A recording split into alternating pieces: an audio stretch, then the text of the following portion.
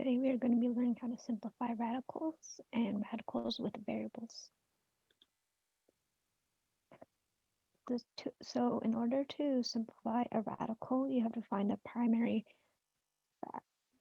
number, which is like your square number inside the radical, then determine if you can simplify it further, if it's not like a perfect square.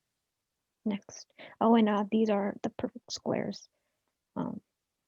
Yeah.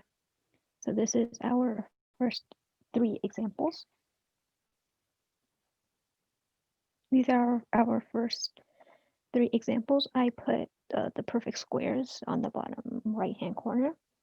So, and these ones are pretty simple because these are perfect squares. Our 9 over here, you can see that it's a 9. So our answer would be 3. Because 3 times 3 equals 9. And that's our radical. But to simplify it, it will basically divide 3. Well, not divide, but it will simplify it further and it'll equal 3, as 3 times 3 equals 9. And same for these other two. This 11, 100 would equal to 10. That's your simplified number because 10 times 10 equals 100. So your simplified version would be a 10, as you can see over here on this chart. And for our 144, it would be 12 over here on our bottom right-hand corner. 12 times 12. This exponent basically just means 2 of the of your number. So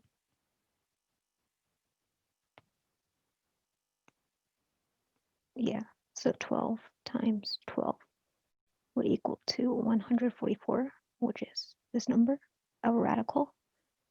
And simplified it would be a 12. But what if our radicals were not the versions of our squared root?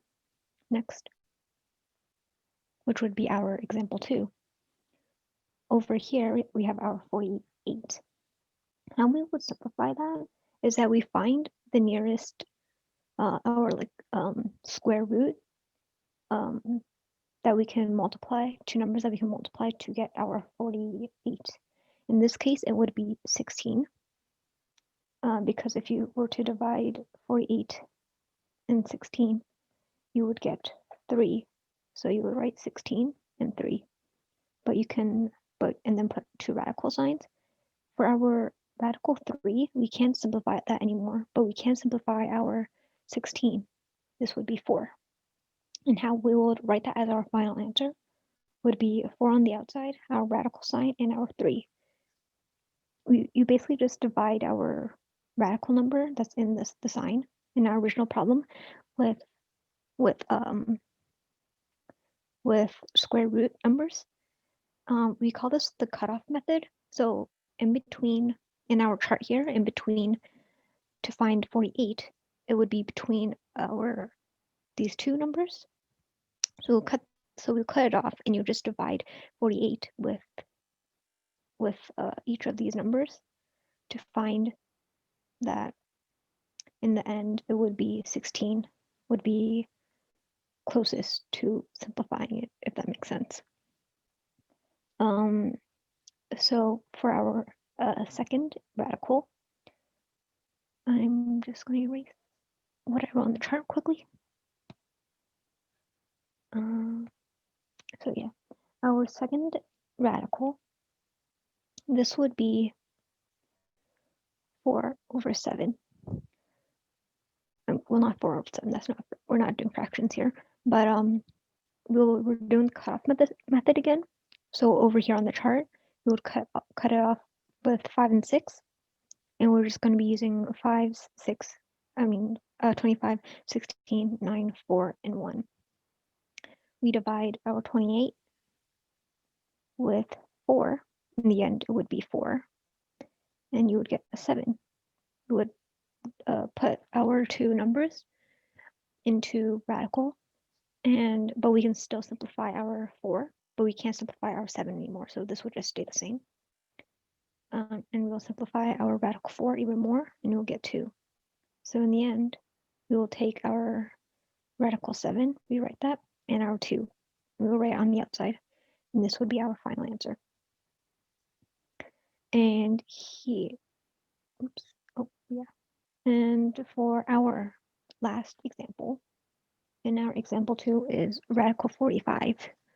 We're going to use the cutoff method again, and we will cut it off here, our 6 and 7. And we're just going to be using all the numbers, and we'll divide 45 with each of these square rooted numbers. But in the end, 45 divided by 9 would equal to 5. Therefore, we'll use 9 and 5 and put them in radicals. We can't simplify our 5 anymore, so that will just stay the same. But we can still simplify our 9, as this is as this is a perfect square, and 3 times 3 equals 9. So our 5. So we simplify our radical 9 into a 3, and we'll write then number 3 in front of our radical sign with 5 in it. And that will be our final answer to simplifying our radicals. And now we are going to move on. Oh, and this is your turn. Try it out. If you have any questions, feel free to email me. But now we are going to move on to radicals with variables. So what Caitlin said, it's the same thing, but instead there's a variable. So let me just show you with an example. So as you can see here, the first one is 125n. So using the chart from before, you want to find the factors that you can multiply to get 125n.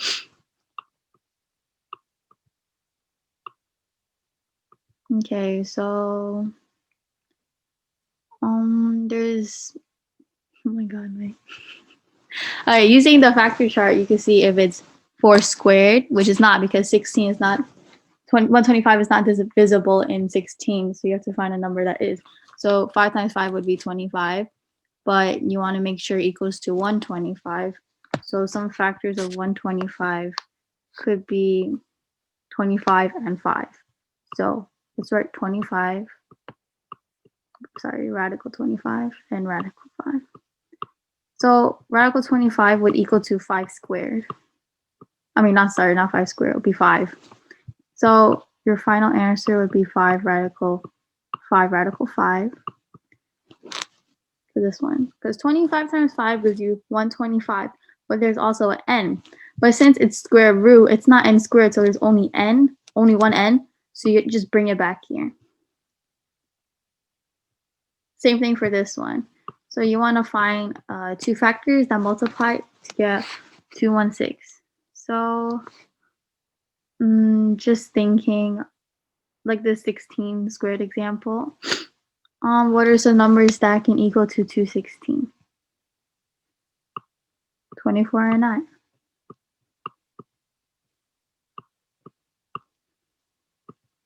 But there's also, you can do from here. So this would give you 3.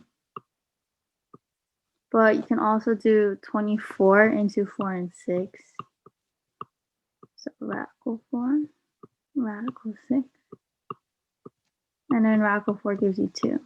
So you can see you have a 3 and a 2. So you would just multiply those. Put your radical 6. And there's only one v, not 2v. So it'll be 6 radical 6v. Lastly, 5 radical 5.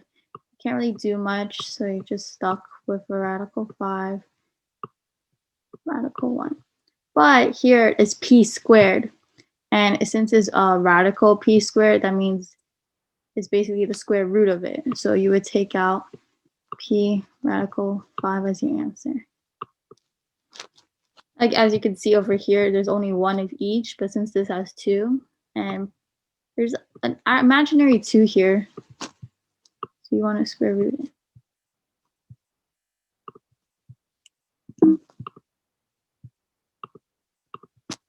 Okay, we're going to do another example.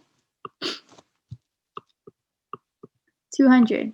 2 and 100. So radical 2, radical 100. Radical 100 gives you 10. So you would have 10 on the outside. But here there's a m to the 4th power, which means if you were to draw it out, you would have 4 m's. Right? And then you want to group it where there's 2 of each. We just made 2 groups, so that means we'll have m squared on the outside. And then you put a radical over here, radical 2, and then you also have the n. There's only one n. So it'll be 10 m squared radical 2n.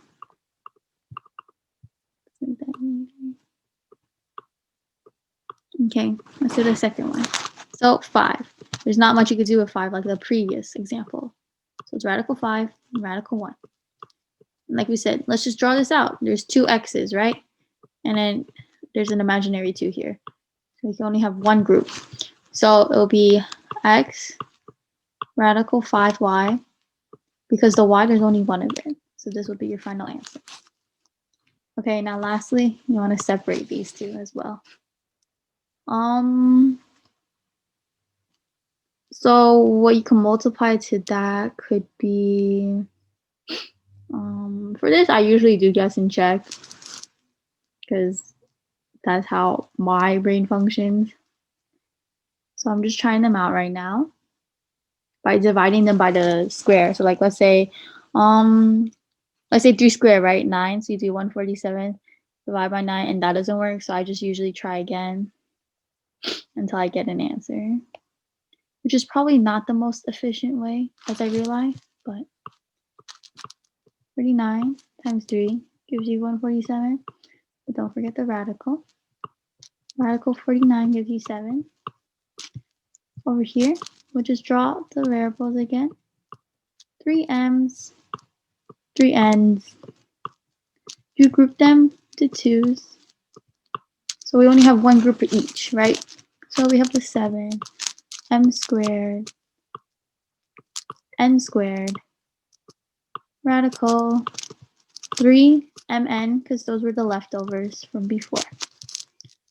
So your final answer would be 7m squared n squared radical 3mn. Okay, this is your turn. You can pause the video and practice it yourself. You can also go back to the recording and check it out. If you have any problems, you can also message me or Caitlin. So, all in all, what we learned today is how to solve radicals and simplify them, including with those variables using the squares. So, for a little review, basically this is this. So with m squared, you want to take out 2, right? So it's mm, and you want to group them by 2's. So it'll just be m. And that is all we have for today. If you have any questions, you can message either me or Caitlin. And that's the end of our lesson. We will be posting this on Google Classroom, and we have updated it, so you can look back. And you can also leave any comments if you guys want more videos, or if you want practice homework sheets, or if you want us to go over a specific topic, you can also message us in there. You can just create a post on the top, and then we'll be able to see you upload it on the stream, and we can go over that in class together. So that's it for today. We'll see you on Wednesday, and I hope you have a wonderful day. Bye-bye. Bye-bye.